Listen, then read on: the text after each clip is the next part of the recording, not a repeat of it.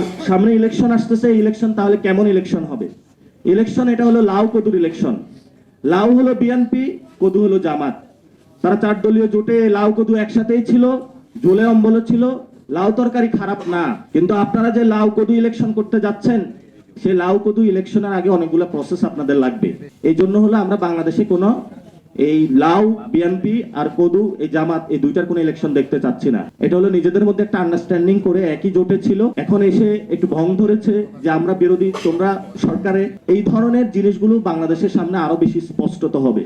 আর একটি দল তো তাদের হলো এক পা দিয়ে রেখেছে ইন্ডিয়ার মধ্যে, আরেকটি দল দিয়ে রেখেছে এক পা পাকিস্তানের মধ্যে। এই জন্য ছাত্রদের মধ্যে বা বাংলাদেশের জনগণের মধ্যে নতুন করে স্লোগান তৈরি করতে হয়, যেটা হলো অনেক দলেই আপনাদের সামনে স্লোগানগুলো নিয়ে এসেছে।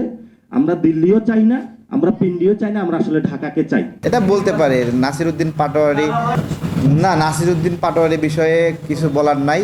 তার কথাটা এতটা ভ্যালু ডেভেলপ করে বা এরকম কিছু না, ঠিক আছে। যেদিন সে ছাগল চুরি করছে ওই দিন থেকে সে তুষারের লেভেলে নামে গেছে, ঠিক আছে।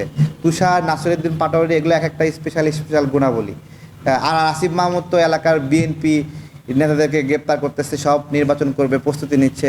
এই সব কিছু মিলে এদের কোনো জাতীয় এজেন্ডা নাই, দেশের জন্য কোনো প্ল্যান নাই, ফরকাস্টিং নাই। অযথা এখানে এসে মানুষকে বিরক্ত করছে।